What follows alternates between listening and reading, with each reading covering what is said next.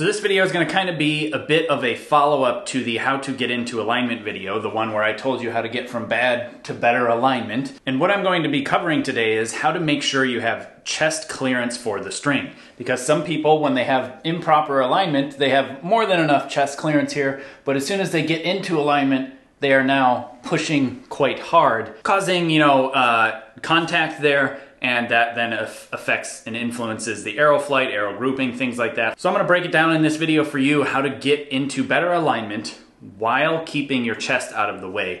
And it's actually very simple, it's very straightforward, and we'll get right into it.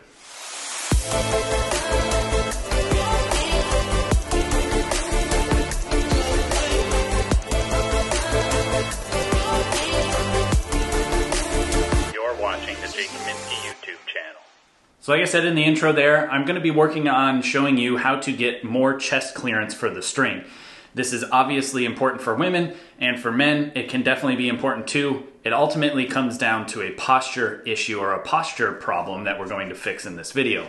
I will have links in the description below and a card at the top up there for the video on how to get into better alignment in case you haven't seen it yet. So you can check that video out, but this is going to be a bit more of a follow-up to that video showing you how to get into better alignment without hitting your chest. Real quick before I get too far into this video, I want to mention that there is Gator Cup coming up. It's basically in my backyard. Not really, it's just down the road, I guess. Quite a ways. But anyway, if you are shooting that and you're looking for some coaching help either before or after Gator Cup, I will have a link in the description below, jkaminski.com/coaching, where there is a interface that you can book some coaching with me surrounding Gator Cup. If you're looking for more coaching sessions outside of that window that I have opened up, shoot me an email and I'd be happy to work something out with you. I'm already coaching a decent amount of people around Gator Cup, and instead of just leaving it up to people, I put up a bit of a interface there, a booking system to book some slots to get some coaching with me. So if you're interested in that, check that out.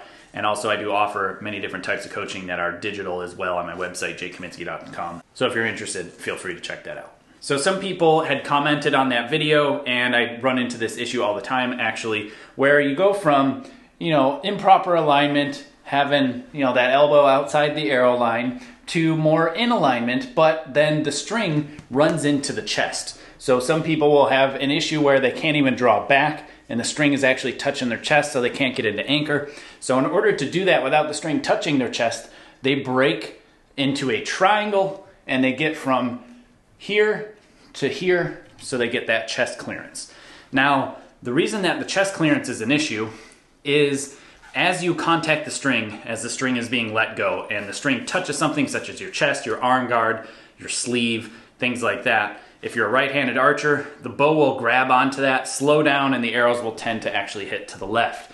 So if you're noticing you hit left a lot, and you have a lot of chest clearance issues, arm clearance issues, or potentially your shirt is blowing in the wind, this video may be for you.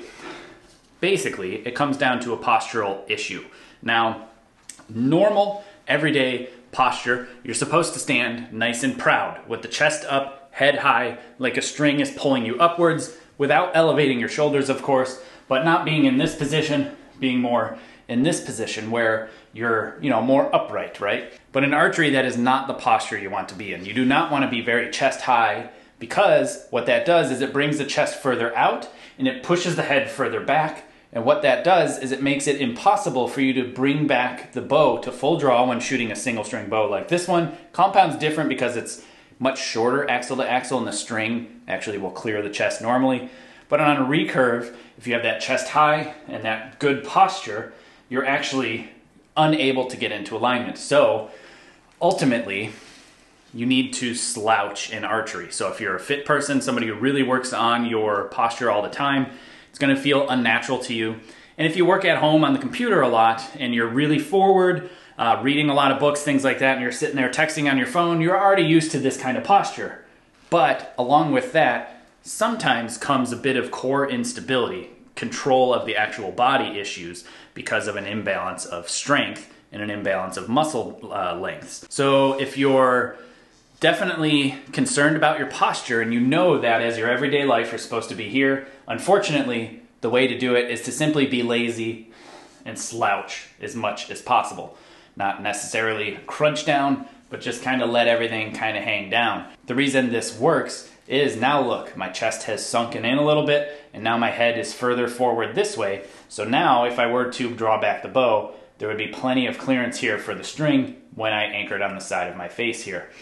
Now, if you're unable to control the body, and as you go to draw back because it's a little heavy, a lot of people will tend to lift up with the bow, and as they're lifting, they will pump that chest out and arch their back, where they have this sway like this as they're lifting the bow. Especially in younger archers and people who yet have much in the way of body awareness. As they go to lift the bow, they will lift with the shoulders, lift with the chest, arch the back, and then sometimes stick the butt out as well. So they go from here in the ready position to like this, and then so when they draw back, that string hits the chest, right? What needs to happen is you actually need to breathe. For me, I like to breathe into the chest, and then I breathe it out, relax. Now I lock this position. I breathe now down in my diaphragm. So when I'm breathing, I'm actually letting the stomach rise and fall after I take that final breath out in the chest. And so now I'm only breathing with the abdomen. I'm not breathing into the chest like most people do. That's another common cause of this problem, is people will, they breathe in and lift up, and then wham, they hit the chest. So it'd be better to into the chest, out, keep it out, breathe with the abdomen, lift with the arms only, keep the chest down, and get into your position. And now look, I can get into excellent alignment, and I have plenty of clearance between the chest and my string. And unless it's windy, I don't even wear a chest protector. Or unless I'm wearing a very baggy clothes, like a sweatshirt or something when I'm practicing, or maybe wind gear. If there's some adverse weather conditions, I'll put a chest protector on to hold the fabric down against my body so it doesn't get blown in the wind and get hit by the string. But other than that, I'm not a tiny person. I'm not big by any means, but I'm, normal, I guess. I don't know. But I have literally never hit my chest with my string because I can keep the chest down in this position where the head, again, comes out away from the body. So when you come to anchor, the string has plenty of clearance through the chest here, as opposed to standing more proud. Now the string would hit the chest, right? So it's actually just that simple. You need to slouch, so be lazy, slouch, keep this position, and now as you lift, keep the position down.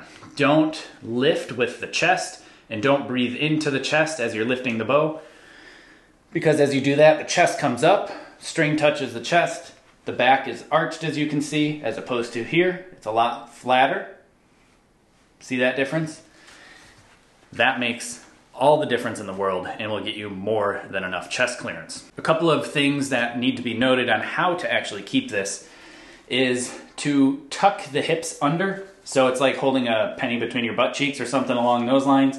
So the hips tuck under, the chest drops, you rotate. You're actually engaging your core. You have to hold with your abs to hold the chest down because the abs connect to the rib cage, and that's what's gonna help control this balance here. And you actually need to engage with the core a little bit in order to keep the chest down as you lift your arms to not lift up with the chest. You may want to do this with a stretch band or a very light bow in the beginning because it can be a little bit difficult to maintain if you're not really familiar with body control or really capable to control the body in a manner that you want to do.